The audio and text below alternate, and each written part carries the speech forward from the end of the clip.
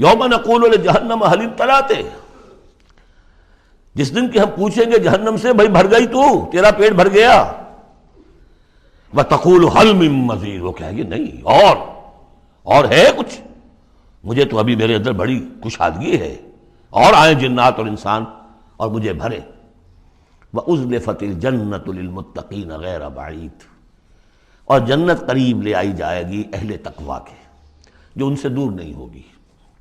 هَذَا مَا تُوعَدُونَ، اب ان سے کہا جائے گا یہ ہے جس کا وعدہ آپ لوگوں سے کیا گیا تھا۔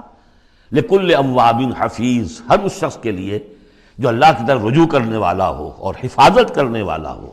حفاظت کس کی؟ جو امانت ہم نے دی تھی۔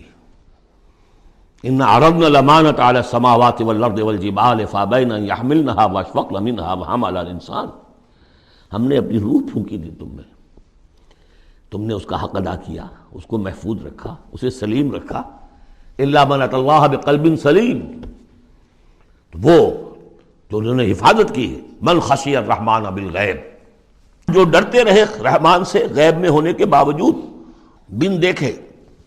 وَجَاءَ بِقَلْبٍ مُنِيبٍ، اور لے کر آئے ہیں وہ قلب سلیم، قلب منیب، اللہ کی جو امانت تھی اسے پوری سلامتی کے ساتھ، حفاظت کے ساتھ رکھ کر لوٹا رہے ہیں۔ ادخلوها بسلام، داخل ہو جاؤ اس جنت میں سلامتی کے ساتھ۔ ذالک یوم الخلود، اب یہ دن ہے ہمیشہ رہنے والا، اب تمہیں یہاں جنت سے نکلنے والا مرحلہ کوئی نہیں آئے گا۔ لہم ما یشاؤون فیہا ولدینا مزید، ان کے لیے وہ سب کچھ تو ہے ہی کہ جو وہ چاہیں گے، اور ہمارے پاس اور بہت کچھ ہے۔ وہ اور بہت کچھ کیا کچھ ہے؟ تین درجے سمجھیے قرآن مجید میں مختلف مقامات پر جنت کے۔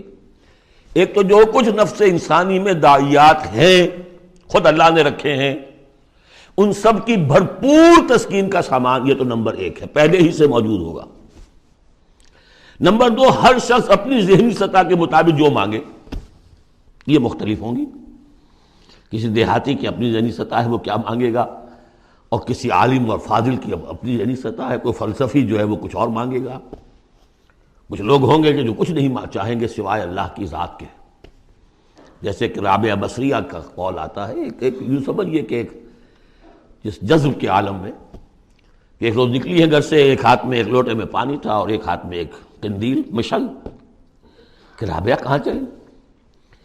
کہ میں اس مشل سے تو جنت کو جلانا چاہتی ہوں، اور یہ لوٹے میں پانی ہے، اس سے میں دوزخ کو بجھانا چاہتی ہوں، تاکہ لوگ دوزخ کے ڈر اور جنت کے لالچ میں اللہ کو نہ چاہیں، اللہ کو اللہ کے لیے چاہیں۔ تو ایسے بھی ہوتے جو آیا نا، یریدون وجہہ، انہیں اللہ کی رضا کے سوا، اس کے چہرے کے سوا کچھ نہیں چاہیے، یریدون وجہہ، تو وہ لوگ بھی ہوں گے۔ پھر وہ تیسری چیز ہے جو اللہ نے فرمایا کہ پھر ہم وہ کچھ بھی دیں گے، ما لا عین رات، یہ حدیث کے الفاظ ہیں لیکن قرآن میں سورہ سجدہ میں آ چکا ہے، فلا تعلم، کوئی شخص نہیں جانتا، فلا تعلم نفس ما اخفی لہم من قرۃ اعین، آنکھوں کی جو ٹھنڈک کا سامان ہم نے فراہم کیا ہوا ہے۔ لہم ما یشاؤون فیہا ولدینا مزید وکم اہلکنا قبلہم من قرن ھم اشد منہم بطشا فنقبوا فی البلاد، کتنی ہی قوموں کو ہم نے اس سے پہلے ہلاک کیا ہے جو ان سے کہیں بڑھ کر تھیں اپنی قوت میں، پکڑ میں، اور وہ گھس گئے تھے ملکوں میں، ایک کے بعد دوسرا فتح، دوسرے کے بعد تیسرا فتح، نقب لگاتے چلے گئے ایک ملک کے بعد دوسرے میں۔ حل من محیص، لیکن جب ان پر اللہ کی پکڑ آئی، وہی کہ جو ملک پر ملک فتح کرتے جا رہے تھے، علاقے پر علاقے زیر نگی کرتے جا رہے تھے، پھر ان کو بھاگنے کی کوئی جگہ نہیں ملی۔ ان فی ذلک لذکری لمن کان لہ قلب، یہ بہت بہت اہم مقام ہے قرآن کا۔ اس میں یاد دہانی ہے کس کے لیے؟ دو طرح کے لوگوں کے لیے۔ لمن کان لہ قلب، جس کا دل ہے، دل تو سب کا ہے، لیکن دل سے یہاں مراد کیا ہے؟ دل زندہ، جس میں روح زندہ ہے، سلیم ہے، قلب سلیم ہے۔ مجھے یہ ڈر ہے دل زندہ تو نہ مر جائے، کہ زندگانی تو عبارت ہے تیرے جینے سے۔ تو جن کا تو قلب بیدار ہے ان کی صورت تو وہ ہو جائے گی کہ جیسے کہ پیٹرول جو ہے وہ آگے بڑھ کر لپک لیتا ہے، دور ہے ابھی دیا سلائی اور اس نے گویا کہ آگے آ کے وہ تو بھڑکنے کو بیتاب ہے، نغمے بیتاب ہے تاروں سے نکلنے کے لیے، ایک ذرا چھیڑ تو دے، زخمہ و مغراب حیات۔ تو یہ ہے وہ لوگ جن کا دل زندہ ہے۔ اس کے بارے میں حافظ ابن قیم کی ایک بڑی خوبصورت عبارت ہے کہ بہت سے لوگ وہ ہیں جب قرآن کو پڑھتے ہیں تو ایسے محسوس کرتے ہیں کہ قرآن مصحف میں نہیں ہے لکھا ہوا، ان کے اپنے دل پر لوح قلب پر نقش ہے، وہاں سے پڑھ رہے ہیں۔ اتنی کہ ہم آہنگی ہے، اس طرح کی سمپیتھیٹک وائبریشن ہوتی ہے قرآن کو پڑھتے ہوئے کچھ لوگوں کی، جن کی وہ اندر فطرت جو ہے وہ صحیح ہے، سالم ہے، پرورٹڈ نہیں ہے، مریض نہیں ہے، مردہ نہیں ہے، چاق و چوبند ہے، بیدار ہے۔ تو وہ تو گویا کہ قرآن کو اپنے قلب سے پڑھ رہے ہوتے، اتنی ہم آہنگی۔ تو جن کا تو یہ دل زندہ ہے ان کو تو کسی زیادہ اور تشویش کی اور تگ و دو کی ضرورت ہی نہیں، جیسے ابو بکر صدیق کو ایک لمحہ بھی نہیں لگا۔ ہاں کچھ لوگوں کے اندر ذرا کچھ پولیوشنز ہوتی ہیں، کچھ پردے پڑے ہوئے ہیں، وقت لگ جاتا ہے، تو ان کے لیے ہے او کا لفظ آیا یہاں پر، لمن کان لہ قلب او القى السمع وهو شہید، یا یہ کہ پھر ذرا کان لگا کر سنے اور اپنے آپ کو حاضر کرے، متوجہ کرے، تو یقیناً پھر اس کے حوالے سے اس کو اس قرآن کے ذریعے سے ہدایت مل جائے گی۔ ایک تو ایسے محسوس کریں گے جیسے دیکھنا تقریر کی لذت کے جو اس نے کہا میں نے یہ جانا کہ گویا یہی میرے دل میں تھا۔ دوسروں کو ذرا محنت کرنی پڑے گی۔ ہمارا جو منتخب نصاب ہے مطالعہ قرآن حکیم کا، اس میں جو ایمان کی بحث میں دو مقامات اسی کی گویا کہ دو طریقے جو ہیں مختلف اسی کی نمائندگی کے لیے۔ ایک طریقہ وہ ہے ان فی خلق السماوات والارض واختلاف اللیل والنہار لآیات لأولی الالباب الذین یذکرون اللہ قیاما وقعودا وعلی جنوبہم ویتفکرون فی خلق السماوات والارض، آبزرویشن بھی ہے، غور و فکر بھی ہے، تدبر بھی ہے، اور یہ ذکر کے ساتھ تدبر، ذکر کے ساتھ فکر، یہ دونوں مل کر بات بنتی ہے۔ خالی ذکر سے بات نہیں بنے گی، خالی فکر سے بات نہیں بنے گی۔ اور بدقسمتی اس امت کی یہی ہو چکی ہے اب کہ یہ دو حلقے علیحدہ ہو گئے۔ مفکرین ہیں تو وہ ذکر کی لذت سے ناآشنا ہے، کتابیں لکھ رہے ہیں، بڑی بڑی تفسیریں، آج کل تو کیا کہہ رہا ہے، کیسی کیسی تفسیریں آ رہی ہیں، ذکر سے ناآشنا۔ دوسری طرف ذاکرین ہیں وہ فکر سے ناآشنا، ان کو غور و فکر، سوچ بچار، دنیا کا مطالعہ یہ اس سے تعلق نہیں۔ تو گویا کہ گاڑی کے پہیے جدا ہو گئے، گاڑی کیسے چلے اب؟ یہ دونوں ہیں، ان دونوں کے اندر فقر قرآن امتزاج ذکر و فکر، علامہ اقبال کہتا ہے جزب قرآن زیغمی روباہی است، فقر قرآن اصل شاہنشاہی است۔ قرآن کے سوا اگر کوئی شعر بھی بن گیا تو کیا ہے، وہ لومڑی کی طرح ہوگا، کچھ نہیں ہوگا۔ اور فقر قرآن اصل شاہنشاہی است، جس کو فقر قرآنی مل گیا، شہنشاہ تو وہ ہے۔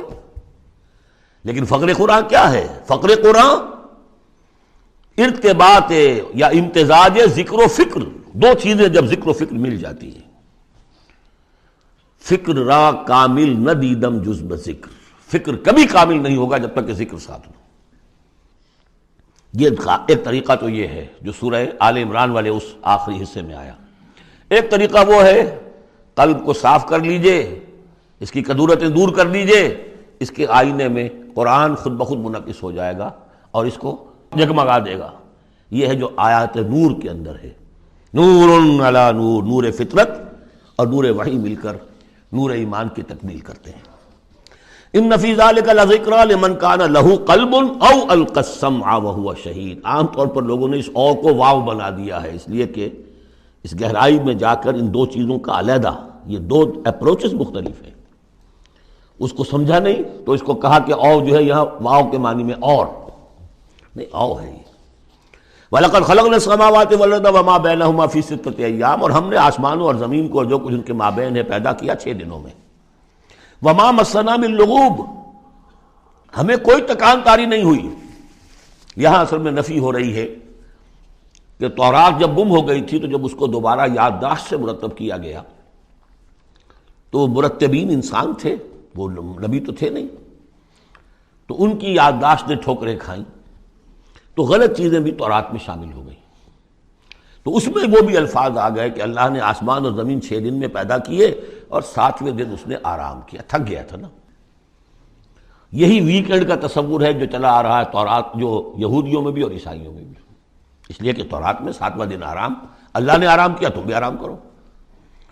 ہمارے ہاں کوئی تصور اسلام میں ویکینڈ کا نہیں ہے، اور اس کی نفی کر رہا ہے اللہ، وما مسنا من لغوب، ہمیں کوئی تکان تاری تو نہیں ہوئی کہ ہمیں کسی آرام کی ضرورت ہوتی۔ فاصبر علی ما یقولون، تو اے نبی آپ صبر کیجئے اس پر جو یہ کہہ رہے ہیں۔ وسبح بحمد ربک قبل طلوع الشمس وقبل الغروب، اور اپنے رب کی تسبیح و تحمید کیجئے سورج کے طلوع ہونے سے قبل اور سورج کے غروب ہونے سے قبل۔ اب یہ ابتدائی 4 سال ہے جن میں ابھی نمازوں کا وہ نظام الاوقات نہیں بنا تھا، وہ تو 11ویں سال میں جا کے بنا ہے۔ سورہ بنی اسرائیل میں جب نازل ہوئی ہے اور جب کہ معراج ہوا ہے آپ کا، معراج میں یہ 5 وقتوں کا نماز کا نظام دیا گیا۔ اس وقت تک تو یہی ہے صبح و شام اللہ کا کچھ یاد ہو، یا اس سے پہلے جو ہے وہ رات بھر کھڑے رہو 2 تہائی یا تہائی، کم سے کم 1 تہائی شب، وہ اور علیحدہ نظام تھا۔ تو قبل طلوع الشمس والی نماز ہی اب ہماری فجر کی نماز بن گئی ہے، اور قبل الغروب والی نماز ہماری عصر کی نماز بن گئی ہے۔ یہی بات ہم سورہ طٰہٰ میں پڑھ چکے ہیں، قبل طلوع الشمس وقبل غروبها ومن اللیل فسبح، اور رات کے حصوں میں بھی اس کی تسبیح بیان کرو، بعد 12 سجود اور نمازوں کے بعد سجدوں کے بعد پھر بیٹھ کر بھی کوئی تھوڑی سی تسبیح کیا کرو، جیسے نمازوں کے بعد تسبیح فاطمہ ہے 33 مرتبہ سبحان اللہ، 33 مرتبہ الحمدللہ، 33 یا 34 مرتبہ اللہ اکبر۔ واستمع یوم ینادی المناد من مکان قریب، اور کان لگا کر سنتے رہو، اس دن کے منتظر رہو جب کہ پکارنے والا پکارے گا بہت قریب کی جگہ سے۔ یعنی جب سور پھونکا جائے گا تو ہر ایک کو یہ محسوس ہوگا جیسے براہ راست میرے کان کے اندر ہی آ رہا ہے، یہ بہت قریب سے، اور بہت زوردار آواز ہوگی، وہی تو پھر موت کا ذریعہ بنے گی، اور اسی سور کو پھونک کر پھر بس بعد الموت ہوگا۔ یہاں اس دوسرے کا ذکر ہے، یوم یسمعون الصیحۃ بالحق، جس دن کہ وہ سنیں گے چنگھاڑ حق کے ساتھ۔ ذالک یوم الخروج، یہ ہے اب نکلنے کا دن۔ انا نحن نحیی و نمیت، ہم ہی زندہ رکھتے ہیں، ہم ہی موت وارد کرتے ہیں۔ وإلینا المصیر، جہاں اللہ تعالیٰ اپنی زیادہ جلالت شان کا اظہار کرنا چاہتا ہے وہاں جمع کا صیغہ ہوتا ہے۔ انا نحن نحیی و نمیت وإلینا المصیر، یوم تشقق الارض عنہم سراعا، جس روز کی زمین پھٹے گی اور یہ اس میں تیزی سے نکلیں گے اس میں سے باہر۔ ذالک حشر علینا یسیر، یہ جمع کر دینا ہمارے لیے بہت آسان ہے، کوئی مشکل نہیں۔ نحن اعلم بما یقولون، اے نبی ہم خوب جانتے ہیں جو کچھ یہ کہہ رہے ہیں، یہ کہہ رہے ہیں یہ مجنون ہیں، یہ کہہ رہے ہیں کہ یہ شاعر ہیں ساحر ہیں، شروع کی جو باتیں تھیں۔ وما انت علیہم بجبار، ہم نے آپ کو ان پر کوئی زور دے کر نہیں بھیجا ہے کہ زبردستی آپ انہیں حق کی طرف لے آئیں۔ فذکر بالقرآن من یخاف وعید، پس تذکیر کیجئے قرآن کے ذریعے سے ہر اس شخص کو کہ جو ذرا سا بھی جس کے اندر کوئی تھوڑی سی روح زندہ ہوگی اور احساس ہوگا، اخلاقی حس جو ہے مردہ نہ ہو چکی ہوگی، وہ ضرور سنے گا اور وہ آپ کی اس تذکیر سے فائدہ اٹھائے گا۔ اب یہاں نوٹ کر لیجئے، تذکیر بھی قرآن کے ذریعے سے، تبشیر قرآن کے ذریعے، انذار قرآن کے ذریعے، تبلیغ قرآن کی، تزکیہ نفس قرآن کے ذریعے، اور کس طرح امت نے اس قرآن سے اپنے آپ کو دور کیا ہے۔